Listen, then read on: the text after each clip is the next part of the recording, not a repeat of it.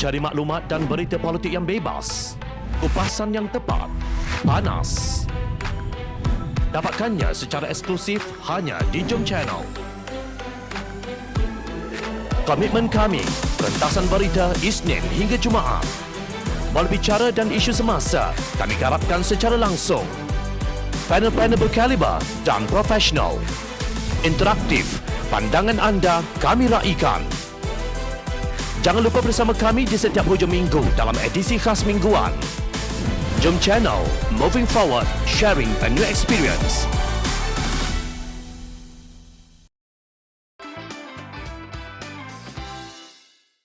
Apa gunanya rombakan kabinet jika bahan kita semula diguna?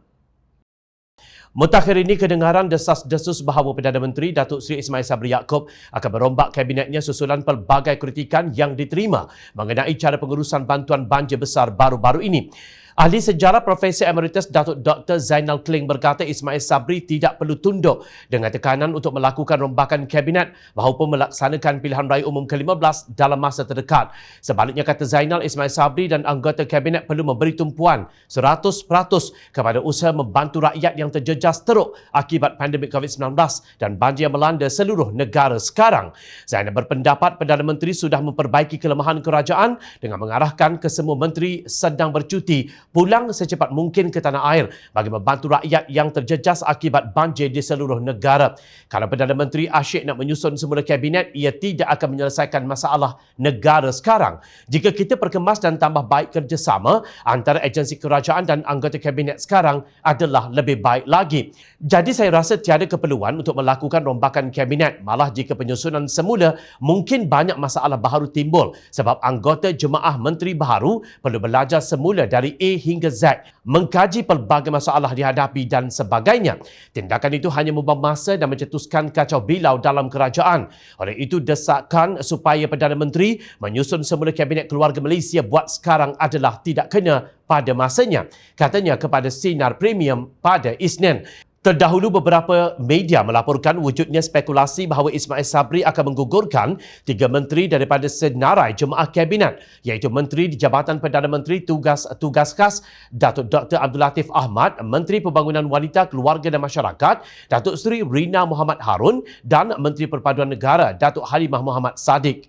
Kabar angin mengenai rombakan kabinet mula bertiup kencang selepas rakyat berang kerana kelemahan penyelarasan bantuan kepada mangsa banjir oleh agensi berkaitan, terutama Agensi Pengurusan Bencana Negara NAKMA dan Jabatan Kebajikan Masyarakat JKM.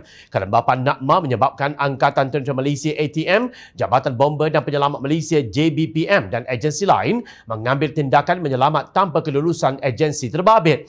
Bagaimanapun, Ismail Sabri menegaskan semua itu adalah khabar angin selagi Pejabat Perdana Menteri tidak mengeluarkan kenyataan rasmi. Sebenarnya keputusan untuk merombak kabinet ini amat sukar untuk diambil oleh Ismail Sabri. Ini kerana kabinet Ismail Sabri bukan working cabinet, iaitu kabinet bekerja, tetapi kabinet ala-ala scheme of things ciptaan Tan Sri Mahyadi Mat Yassin.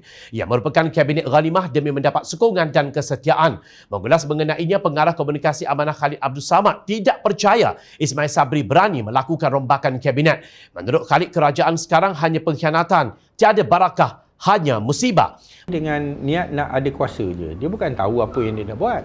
Dia bukan ada satu manifesto ataupun satu perancangan bersama. Kita bincang-bincang ni, kita nak ambil alih, kita nak buat begini, tak ada. Yang dia kata kita nak ambil alih kuasa, jangan PH pemerintah, tu je. Itu je. Dan jangan ada DAP dalam kerajaan, itu je. Apa yang dia nak buat bila dia jadi kerajaan, dia pun tak tahu. Lantik menteri ramai-ramai, semua tak tahu buat kerja. Ya, itu betul. Main je. Lepas tu ada penasihat sini, penasihat situ. Perdana Menteri ada penasihat kesihatan. Menteri Kesihatan pun ada. Timbalan Menteri Kesihatan ada 2. Ya. Dia orang pun ada penasihat pula. Betul. Apa punya mainan ni? Saya tu pun tak faham. Tak pernah lah aku nengok kerajaan yang macam ni. Betul-betul lah kerajaan 69. Mereka semua dilantik sebagai anggota kabinet untuk menyokong Ismail Sabri kekal sebagai Perdana Menteri. Katanya jika buang seorang menteri bersatu mereka tarik sokongan, kerajaan pasti akan tumbang. Panggil kerajaan yang bukan sekadar Perdana Menteri yang lame duck. Kerajaan yang lame duck. Ni lame duck ni aku pun tak tahu macam mana nak kata ni, macam itik tempang. Itik tempang. Kalau dia punya terjemahan literal.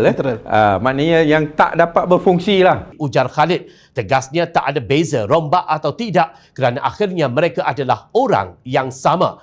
Beliau berkata demikian dalam bicara YB Khalid Samad siri 138 yang bertajuk Balak dan Umrah Apa Peranan Kerajaan Melayu Islam malam tadi.